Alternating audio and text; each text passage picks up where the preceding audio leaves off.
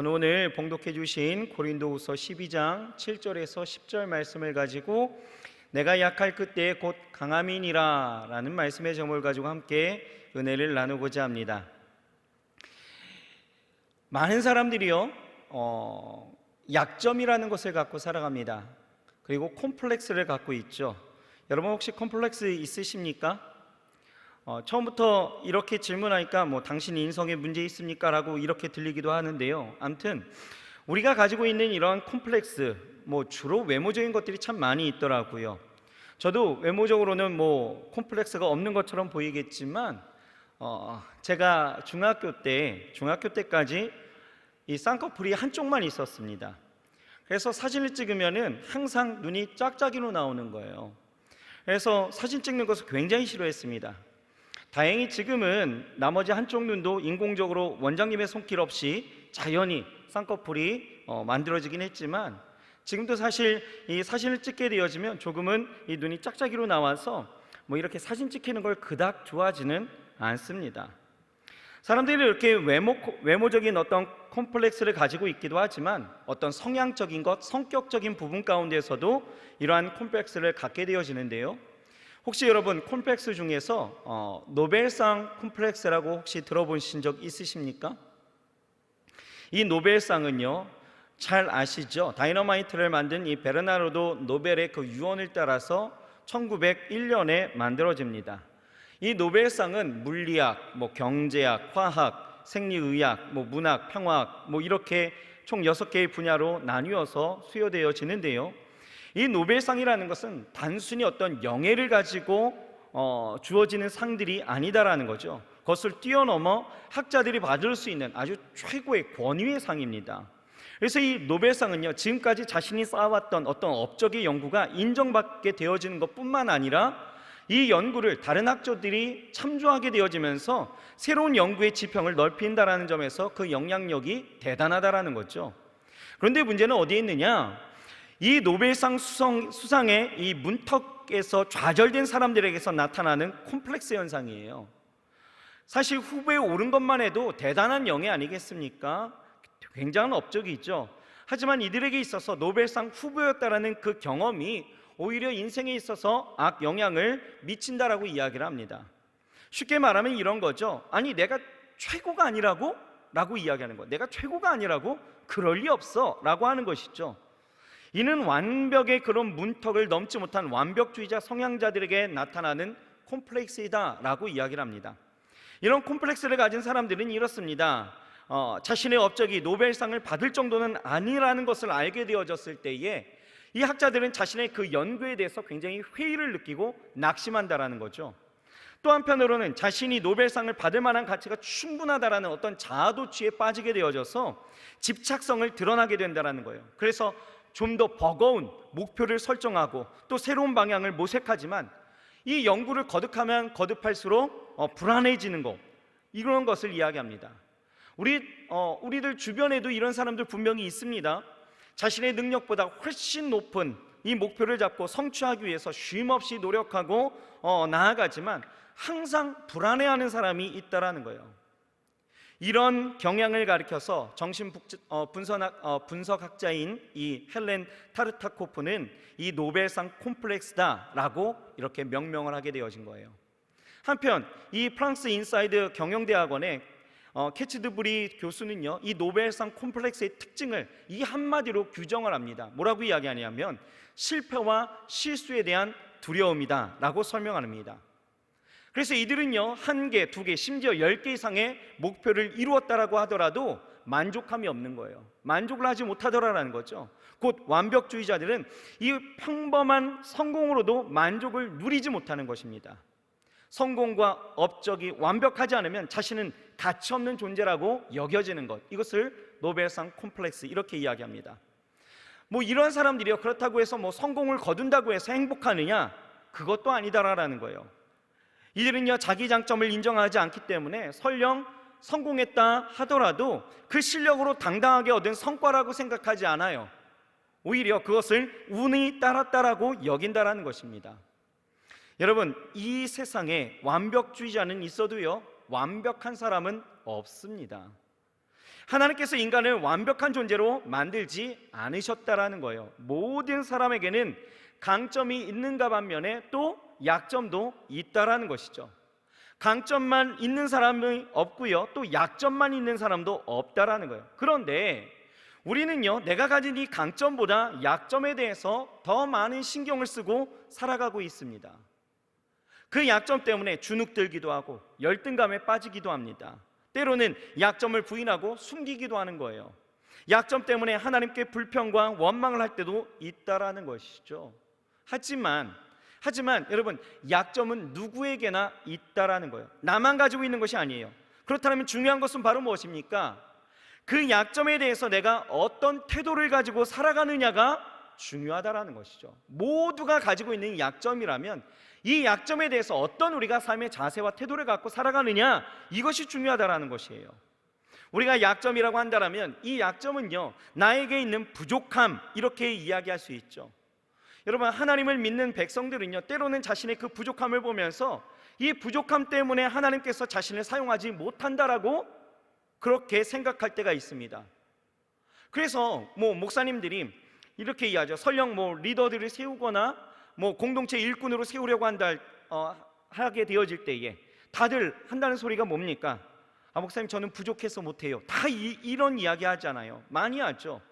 여러분, 부족한 거 알아요. 하지만 하나님은요, 우리의 부족함을 다른 시선으로 바라보신다라는 것입니다. 우리는 하나님이 우리의 강점만을 사용하실 거라고 생각하지만 그분은 우리의 부족함까지도 사용하신다라는 것입니다. 하나님의 생각은요, 우리의 생각과 다르다라는 거예요. 하나님은요, 우리가 일하는 방식보다 훨씬 뛰어난 방법으로 일하십니다. 그런 하나님께서 때로 우리가 기대하는 것과 정반대로 일하실 때가 있다라는 것이죠.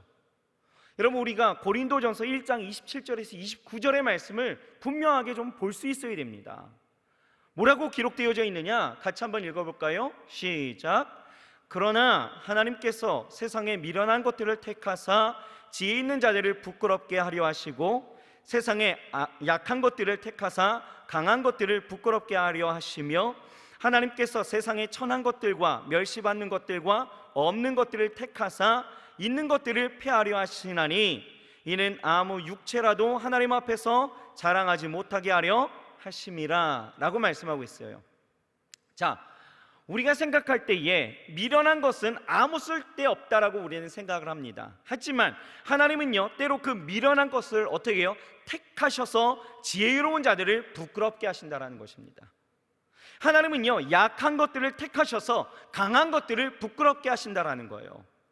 또 세상의 천한 것들과 멸시받는 것들과 없는 것들을 택하셔서 있는 것들을 폐하는 데 사용하실 때도 있다라는 것입니다.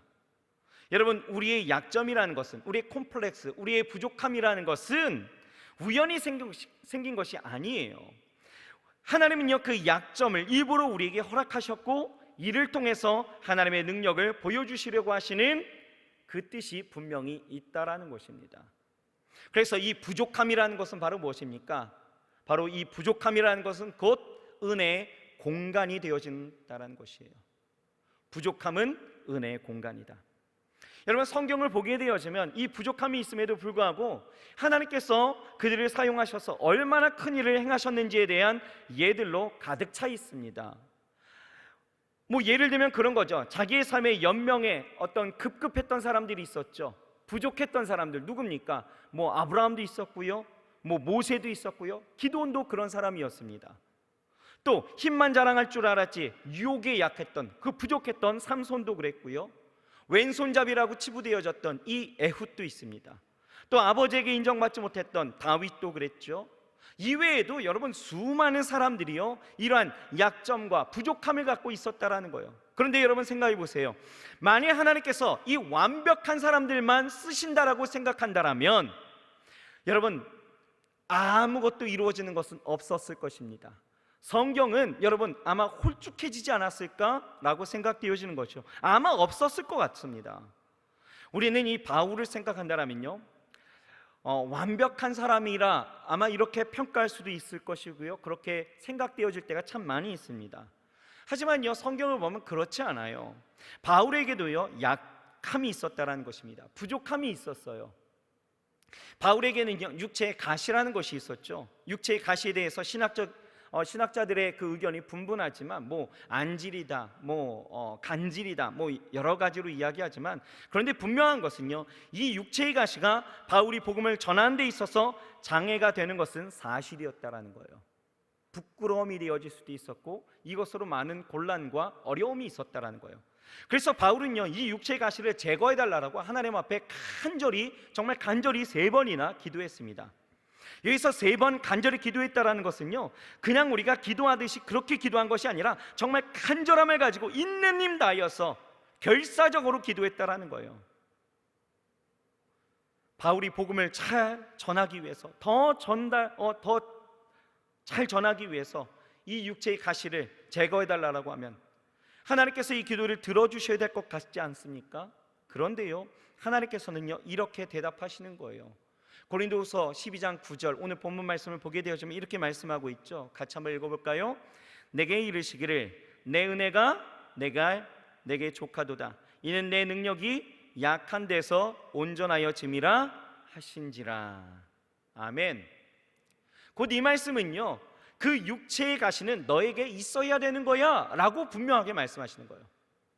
이건 너에게 있어야 되는 거야. 아니요, 하나님 이거 없애주세요. 아니, 너에게 이거 있어야 되는 거야. 그러면서 이게 하나님의 응답을 받고 이 바울은요, 이렇게 고백하는 거예요. 9절에서 10절 말씀 이렇게 고백하죠. 이러므로 도리어 크게 기뻐함으로 나의 여러 약한 것들에 대하여 자랑하리니 이는 그리스도의 능력으로 내게 머물게 하려 함이라. 그러므로 내가 그리스도를 위하여 약한 것들과 능력과 궁핍과 핍박과 곤란을 기뻐하노니 이는 내가 약할 그때에 곧 강함이니라 라고 말씀하고 있습니다. 바울은 이 하나님의 음성을 듣는 거예요. 이건 너에게 있어야 되는 거야 라는 그 음성을 들었을 때에 그는 왜 하나님께서 자신에게 그 약함을 그대로 있게 하셨는지를 깨닫게 됐다라는 거죠. 그것을 깨닫게 되어졌을 때 이 바울은요, 더 능력의 사람으로 나아갈 수 있었다라는 거예요. 자, 바울이 깨달았던 것 2가지는 무엇이었을까? 우리가 함께 생각해 보고자 합니다. 첫째는요, 바울은 자신이 교만하지 않게 하기 위해서 약함을 그대로 두셨다라는 것을 깨달았다라는 거예요. 하나님께서는 이 바울이 더 교만해지지 않게 하기 위한 그 방법으로 육체의 가시를 허락하셨다라는 것이죠. 여러분 7절 말씀입니다. 이렇게 고백하고 있죠. 여러 계시를 받은 것은 지극히 크므로 너무 자고하지 않게 하시려고 내 육체의 가시 곧 사단의 사자를 주셨으니 이는 나를 쳐서 너무 자고하지 않게 하려 하심이니라. 여기서 자고하지 않는다라는 것은 교만하지 않게 하려 하셨다라는 말씀이에요. 사도 바울은 지적으로나 여러분 영적으로나 정말 전혀 손색이 없는 사람이었습니다. 그 당시 최고의 선생이었던 가말리엘의 그 문화 가운데서 수학했던 사람이에요. 또 다른 사람들이 그렇게 가지고 싶어 했던 로마의 시민권자였습니다. 또한 그에게 주어진 능력이요, 굉장히 대단했죠. 사도행전 이 19장을 보게 되어지면 이 바울이요, 직접 안수하는 것은 물론이고 바울의 어떤 손수건이나 앞치마를 가지고 가서 병자 위에 얹기만 해도 병자가 치유함을 얻었다라고 나와 있다라는 거죠. 귀신 들린 사람에게 귀신이 떠나가는 것은 물론이고요, 많은 병자와 많은 어려웠던 자들이 그 안에서 문제 해결을 갖게 되어졌다라는 거예요. 놀라운 역사가 나타났다라는 거예요. 이뿐만 아니겠죠. 바울은요, 살아생전에 이 셋째 하늘, 즉 천국의 크고 비밀한 일들을 보고 온 사람이었습니다. 이런 것들을 보게 되어지면 바울이 얼마든지 교만할 수 있었다라는 것을 우리는 알게 되어지죠. 하지만 바울은요, 이 육체의 가시를 보면서 교만을 내려놓을 수 있었다라는 거예요. 그래서 바울은 육체의 가시를 보면서 하나님 앞에서 나는 죄인 중에 괴수입니다 라고 고백하는 거죠. 그러면서 자기의 그 능력으로서가 아니라 하나님이 사용하시는 도구로서 항상 자신을 바라볼 수밖에 없었다라는 거예요. 내 능력이 아니라 나는 도구입니다 라는 거예요. 여러분, 여러분의 약함, 부족함, 약점 이런 것들이 없어졌으면 좋겠죠.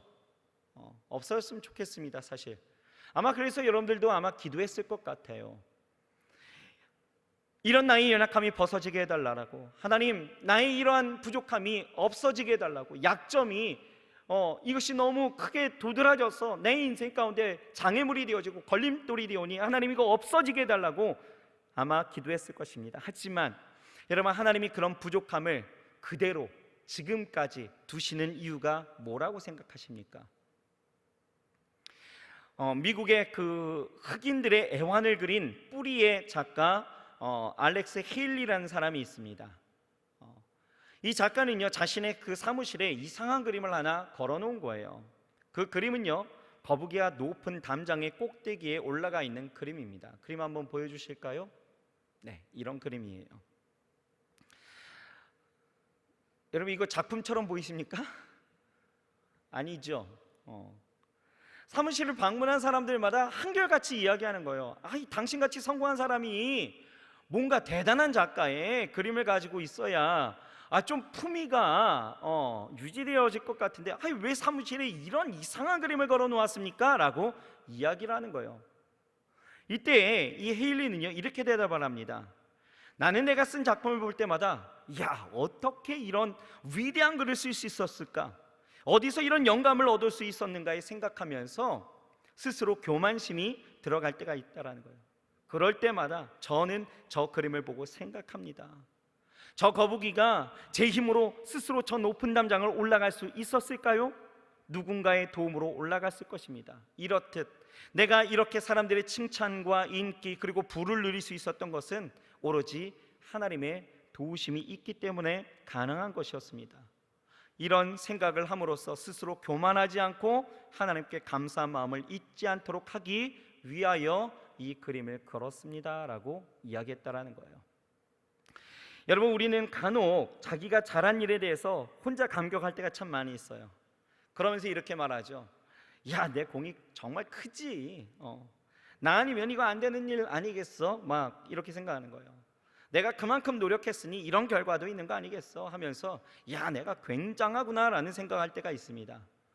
여러분, 이렇게 교만한 마음이 생길 때마다 우리는 자꾸 나의 부족함을 바라봐야 된다는 거예요. 그 약점을 좀 볼 수 있어야 된다는 거예요. 그 부족함을 보고 다시 하나님 앞에 낮아져야 합니다. 왜 그렇습니까? 왜요? 이 부족함을 보고도 여전히 교만하게 되어지면 우리는 하나님 앞에 대적자가 되어지고 결국 멸망의 길로 갈 수밖에 없다라는 거예요.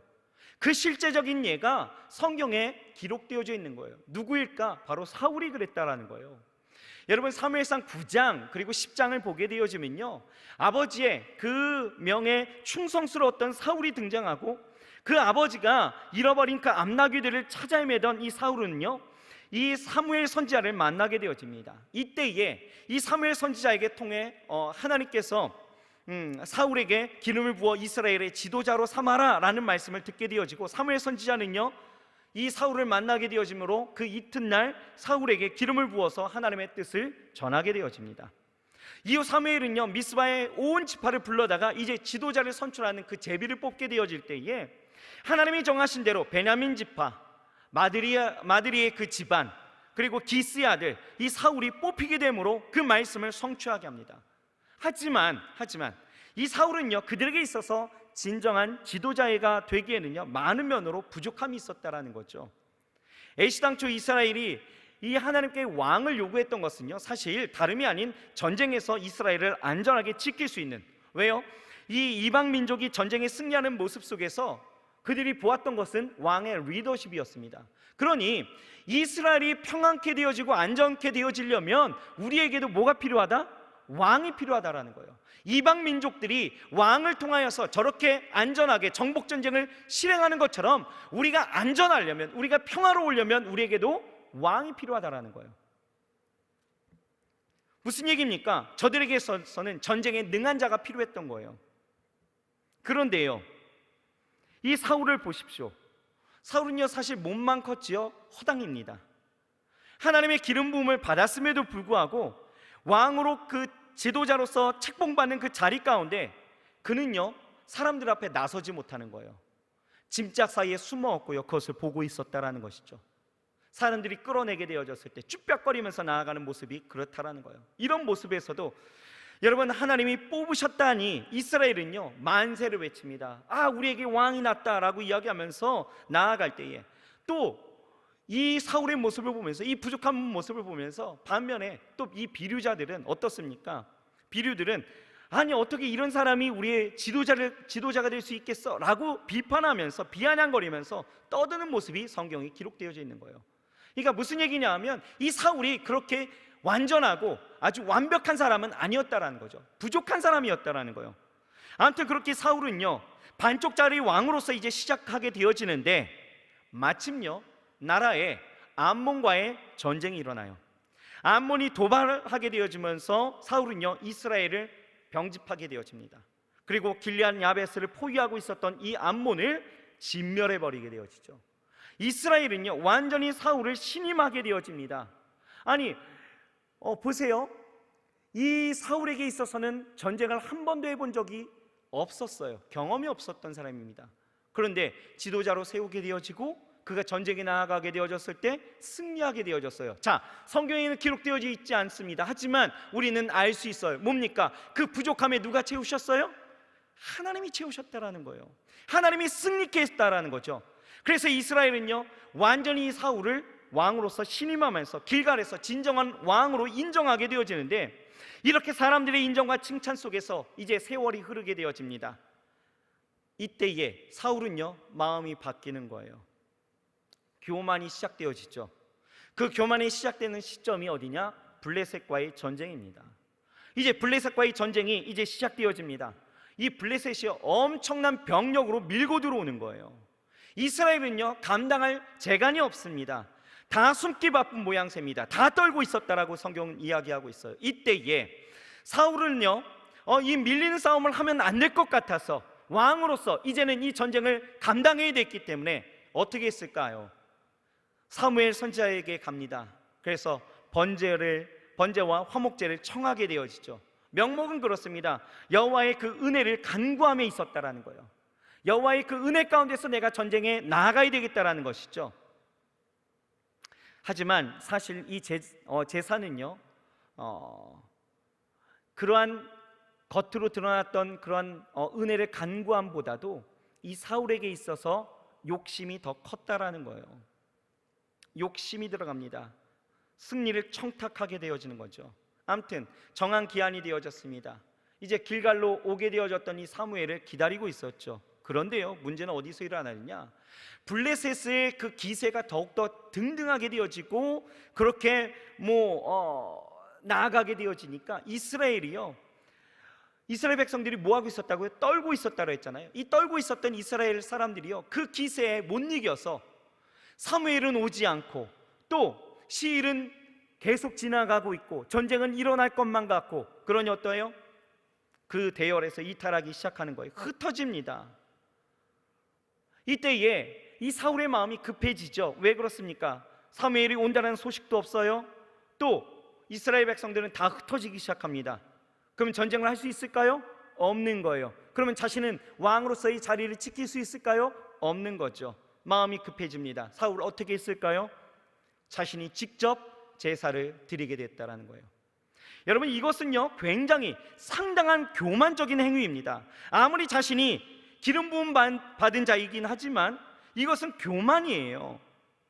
왕으로서 기름 부음 받은 것이지 이것이 제사장으로 기름 부음 받은 것이 아니었기 때문에 자기가 제사를 집리한다, 이건 말도 안 되는 일이지만 그는 교만했다라는 거죠. 이는 상당한 교만적인 행위였습니다. 아무리 자신이 그렇게 하고 싶었을지라도 그렇게 하면 안 되는 부분이었는데 하나님이 인정하시지 않는 그 부분을 그는 건드렸다라는 거예요. 결국 그 교만으로 시작하여 이 사울의 그 계속적인 그 삶을 보게 되어지면 점점 그 교만이라는 것이 극에 달하는 것을 볼 수 있게 되어지고요. 결국은요 이 사울이 하나님이 후회하셨다라는 거예요. 사울을 왕으로 만든 것에 대해서 후회하게 만듭니다. 그래서 하나님이 버리시는 사람이 되어져서 인생의 말로가 굉장히 안 좋죠. 어떻게 합니까? 자결이라는 그 수치 가운데 나아가게 되어졌다는 것입니다. 여러분 하나님이요 왜 가장 작은 베냐민 지파에서 왕을 세우셨을까? 생각해 보세요. 전쟁을 한 번도 치러보지 못한 전쟁 가운데 전쟁의 그 젬병을 왜 왕으로 세우셨을까? 이것을 생각해 본다라면 우리에게 부족함, 이 약점을 주신 이유를 우리는 분명히 대비해서 깨달을 수가 있다라는 거예요. 왜요? 교만하지 말라라는 것이죠. 다시 말해서 하나님은요, 우리의 삶에 채우시고 높이시고 인도하시고 역사하실 것이 분명해요. 하나님은 그런 축복의 하나님, 우리의 삶을 풍성케 하실 하나님이심을 믿으시기 바랍니다. 그러나 중요한 것은 어디에 있어요? 그런 삶에 우리가 보아야 합니다. 무엇을요? 하나님은 채우시고 우리는 보아야 돼요. 무엇을 보아야 됩니까? 우리는 우리의 부족함, 약점, 연약함을 보아야 된다는 거예요. 내 자신의 강점을 볼 것이 아니라 그때 우리는 약점을 바라보면서 하나님 안에서 그 부족함 가운데 채우시고 역사하시는 하나님 앞에 감사와 영광을 돌릴 수 있어야 된다는 거예요. 여러분, 우리는 이 보여지는 이 부족함, 이 약점을 불평하면서 왜 나만 이런 가난이 있어야 되고, 왜 나만 이런 연약함이 있어야 되고, 왜 나만 이런 부족함이 있어야 되냐며 불평할 것이 아니라, 여러분, 오히려 여러분, 하나님이 채우실 것은 분명하기에 나는 무엇만 바라보면 돼요? 나의 약점을 바라보면서 그것으로 여러분 열등감 빠지라는 이야기가 아니라 그 약점 가운데서 나를 높이실, 그리고 나에게 채우실 하나님을 기대하면서 우리는 그 마음 붙잡고 더욱더 교만해지지 말아야 된다는 이야기입니다. 여러분, 항상 하나님 안에서 겸손함을 갖고 나아가실 주의 이름으로 축복합니다. 둘째로, 바울은요, 이 자신의 그 약함 가운데 그리스도의 능력이 머물게 하기 위함임을 깨달았다라는 거예요. 그 약함을 통해서 하나님이 능력을 베푸신다라는 것을 깨달았다라는 거죠.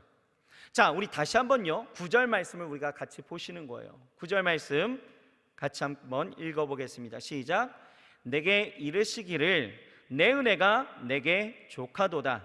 이는 내 능력이 약한 데서 온전하여짐이라 하신지라. 이러므로 도리어 크게 기뻐함으로 나의 여러 약한 것들에 대하여 자랑하리니 이는 그리스도의 능력으로 내게 머물게 하려 함이라. 아멘. 다 같이 아멘 합시다. 아멘. 여러분, 아까도 얘기했지만요, 부족함은 은혜로 채워질 공간입니다. 이 바울은요, 자신의 그 약함은 그리스도의 능력이 머물 수 있는 은혜의 공간이라는 것을 깨닫게 되어졌다라는 거예요. 자신의 그 부족함이라는 그 공간에 그리스도의 능력이 채워지니 온전하게 되어지는 것이죠. 그래서 그 약함은 오히려 강함이 되는 것입니다. 자신의 강함이 아니라 하나님의 강함으로 나타난다라는 거예요. 여러분, 생각해 보세요. 진정한 강함이라는 것은 무엇일까요? 진정한 강함이란 무엇일까?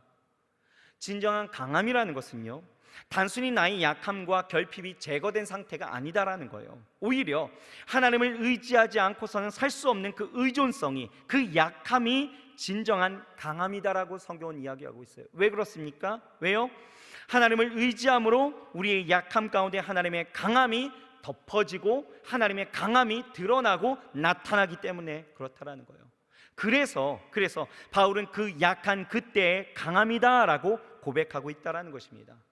그러므로 부족함이 그리스도의 능력이 채워지는 은혜의 공간이라면 우리는 그 부족함을 부끄러워야 될 이유가 있다 없다?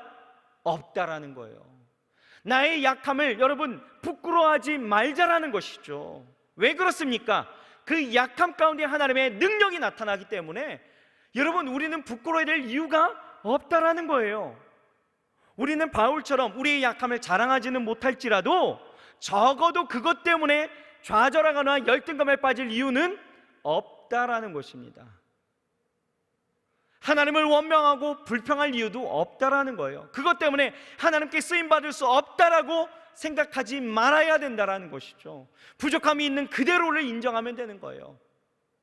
모든 것을 갖춘 것처럼 여러분 폼 잡을 필요도 없습니다. 고린도후서 4장 7절은 이렇게 우리에게 말씀하고 있어요. 우리 같이 한번 큰 소리로 한번 읽어봅시다. 시작. 우리가 이 보배를 질그릇에 가졌으니 이는 능력의 심히 큰 것이 하나님께 있고 우리에게 있지 아니함을 알게 하려 함이라. 아멘. 여러분, 질그릇, 우리 이 말씀 한번 나누어 봤기 때문에 잘 아시잖아요, 그죠? 질그릇 뭡니까? 약하고 깨어지기 쉬운 그릇이죠. 질그릇 자체는 큰 가치가 없습니다. 다른 그릇에 비해서 굉장히 약하죠. 너무나 부족한 그릇입니다. 하지만 이 약한 질그릇이라도 보배를 담으면 존귀한 그릇이 되어진다라는 거예요. 이렇게 그릇의 가치는 어디에 있습니까? 실제로 무엇을 담느냐가 중요하다라는 것이죠. 마찬가지예요. 부족하지만 그 공간에 하나님의 능력이 채워지면 우리는 존귀한 인생을 살아가게 되어지는 거예요. 왜 그렇습니까? 왜? 그 부족함을 통하여 하나님의 능력이 나타나기 시작하기 때문에. 할렐루야, 아멘. 부족하지만 하나님의 그 능력이 내 안에 그 공간 가운데 채워지면 하나님의 역사가 시작되어진다라는 거예요. 그러나 여기서 우리가 기억해야 될 것이 한 가지 있습니다. 무엇이냐 하면 이 부족함이요, 공백일 수도 있고 여백일 수도 있다라는 거예요. 여러분, 공백과 여백은요 분명히 다르죠. 공백은요 그냥 단순히 비어있는 것을 공백 이렇게 이야기해요. 그런데 여백은 뭡니까? 절제미를 위해서 과감히 생략된 공간을 우리는 여백 이렇게 이야기하죠. 여백은요 의도적으로 남겨놓은 공간이에요. 이런 의미에서 우리가 가진 부족함이요, 여러분 공백이라고 한다면 우리는 그것을 채워가야 합니다. 지식적으로 부족한 것은요 우리가 노력해서 얼마든지 채워갈 수 있는 부분들이에요. 학생이 공부를 잘하기 위해서는 열심히 공부해야 되겠죠. 직장인들이 여러분 자기 일하는 분야 가운데서 인정받기 위해서는 최선을 다해서 일을 해야 합니다. 그렇지 않으면서 게으르면서 하나님 내가 부족하오니 하나님의 능력을 채워주옵소서, 여러분 이건 말도 안 되는 것이에요. 여러분 이것은 신학적으로도 마찬가지 아니겠습니까? 성경에 대한 어떤 지식이 부족하면 그 지식이 부족한 그 공백 상태를 그대로 두어서는 안 된다라는 거죠. 부족하면 성경을 읽어야 되는 거예요. 말씀을 들어야 된다라는 것이죠. 그러면서 채워가야 되는 거예요. 기도가 부족하면서 내 삶에 축복이 없다라고 말하는 것이 아니라 부족한 기도의 시간들을 늘려가야 된다라는 거예요. 내가 마땅히 해야 될 것을 하지 않으면서 하나님 내가 부족하오니 채워달라고 이야기한다는 것은 오히려 하나님 앞에 책망받을 일이다라는 것입니다. 우리가 채워가야 할 부족함의 공백은 우리의 힘으로 채워가야 되는 거예요. 하지만 나의 노력으로 채워갈 수 없는 하나님께서 있게 하신 여백이 있어요. 부족함의 그 약점의 여백이 있다라는 것이죠. 바울에게 있어서 육체의 가시라는 것은 자신이 어떻게 할 수 없는 부족함이죠. 뭡니까? 공백이에요? 아니죠. 여백입니다. 하나님께서 바울에게 허락하신 여백이었다라는 거예요. 여러분, 라인홀더 리버라는 사람이요, 신학자인데요, 이런 이야기를 했습니다. 이런 기도를 드렸어요. 같이 한번 기도를 따라해 보실까요? 시작. 하나님, 바꿀 수 없는 것은 받아들이는 평온함을, 바꿀 수 있는 것은 바꾸는 용기를, 또한 그 차이를 구별하는 지혜를 주옵소서. 이 나인홀더 리버라는 이 신학자는 이렇게 기도했어요. 하나님, 제가 바꿀 수 없는 것은 받아들이는 그 평온함을 내게 더해 주시고, 바꿀 수 있는 것이라면 내가 그것을 바꿀 수 있는 용기를 더해 주옵소서. 다만 이것을, 여백과 공백을 구별할 수 있는 그 지혜를 내게 더하여 주옵소서. 왜요? 그 지혜가 없다면 우리가 무엇을 채워야 되는지 모르는 거예요. 무엇을 구해야 되는지 모르는 것이죠. 무엇을 봐야 되는지를 모른다라는 거예요. 여러분, 오늘 우리에게도 이런 기도가 필요합니다. 여러분, 우리가 채워가야 되는 그 부족함의 공백 가운데서는 우리가 채워가야 되는 거예요. 그것을 채우지 않으면서 하나님 그냥 나는 가만히 있으면서 하나님 나에게 그 부족함을 채워달라고만 여러분 그런 간구를 하는 것, 여러분 이거 옳지 않다라는 것이죠. 우리가 채워가야 되는 그 부족함의 공백 우리가 채워가야 합니다. 하지만 하나님께서 남겨두신 여백의 부족함은요, 여러분 내가 뭐라 하지 아니하여도 하나님이 채워주시는 거예요. 이것은 우리가 바꿀 수 있는 것이 아니기에 그대로 받아들이면 되는 거예요. 그러면 그 공백과 그 여백, 그것을 통하여서 하나님은요 우리 안에 역사하신다라는 것이죠. 여러분, 도종환 시인이요 여백이라는 시를 썼더라고요. 그 시를 함께 한번 보도록 하겠습니다. 여백. 이 시 좀 시인답게 좀 읊어줬으면 좋겠지만 제가 그럴 수 없기 때문에 그냥 한번 읽어보겠습니다. 언덕 위에 줄지어 선 나무들이 아름다운 건 나무 뒤에 말없이 나무들을 받아안고 있는 여백 때문이다. 나뭇가지들이 살아온 길과 세세한 잔가지 하나하나의 흔들림까지 다 보여주는 넉넉한 허공 때문이다. 빽빽한 숲에서는 보이지 않는 나뭇가지들끼리의 균형, 가장 자연스럽게 뻗어 있는 생명의 손가락을 일일이 쓰다듬어 주고 있는 빈 하늘 때문이다. 여백이 없는 풍경은 아름답지 않다. 비어 있는 곳이 없는 사람은 아름답지 않다. 여백을 가장 든든한 배경으로 삼을 줄 모르는 사람은.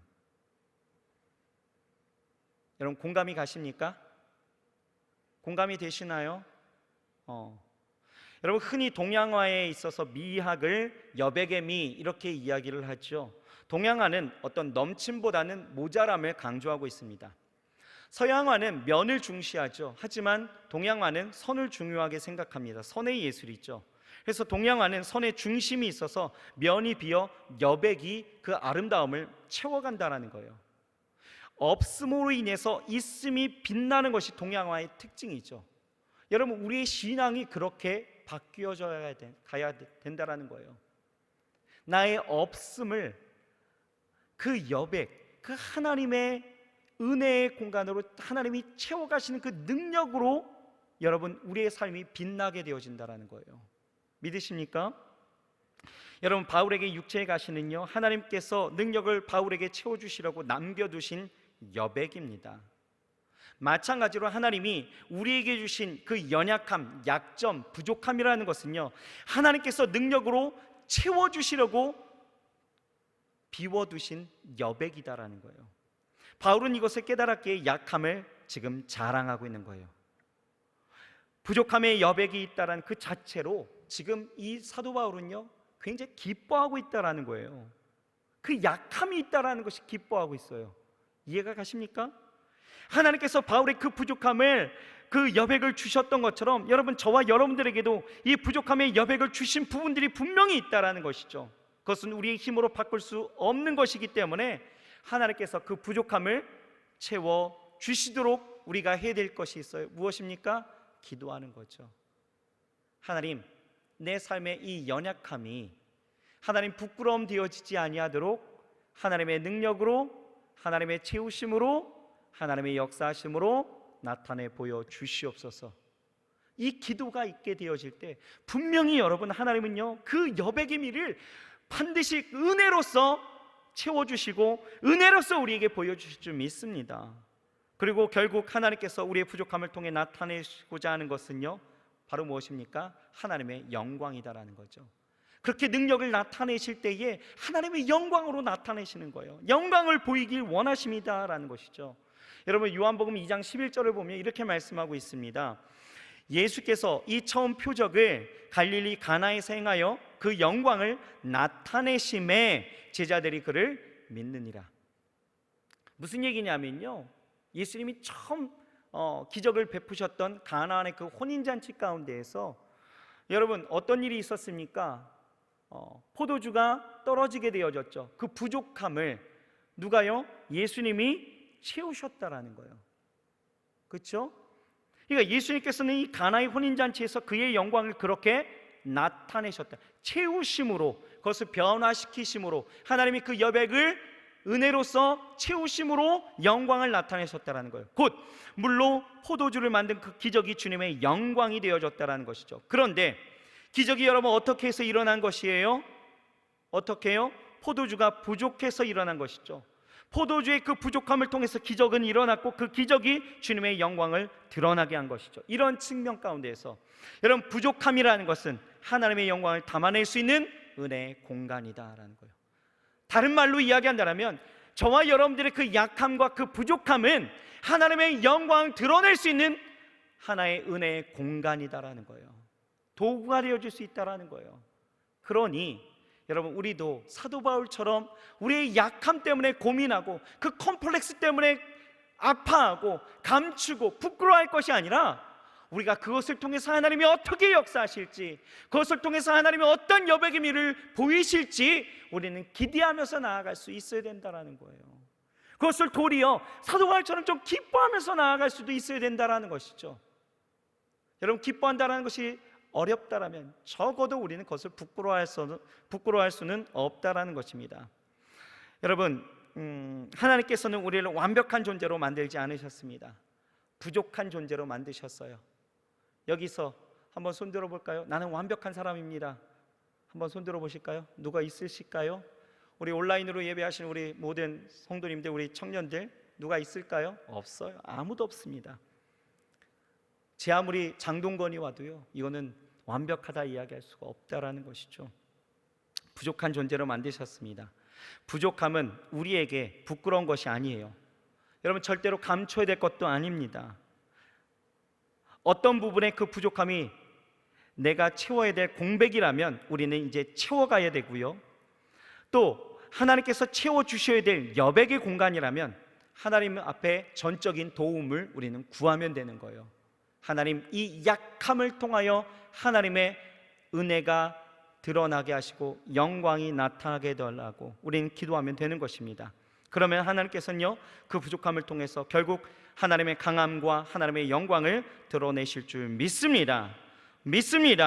그래서 저와 여러분들이 나의 부족함이 은혜의 공간임을 알고 항상 채워갈 것은 채워가고 간구할 것은 간구하며 나아가는 지혜로운 우리 사랑하는 청년들 되시길, 그리고 우리 성도님들 되시길 주의 이름으로 축원합니다. 기도하시겠습니다. 하나님, 우리 안의 약함과 부족함, 그리고 그 연약함을 가지고 살아갈 때에 우리는 늘 불평합니다. 원망합니다. 하나님, 왜 이런 것이 내게 있느냐고, 이것을 없애달라고 우리는 기도만 했지, 하나님, 이것에 대한 하나님의 뜻을 발견하지 못할 때가 너무나 많이 있었음을 고백합니다. 하나님, 오늘 이 사도 바울을 통해서 우리에게 말씀하시는 것 깨닫습니다.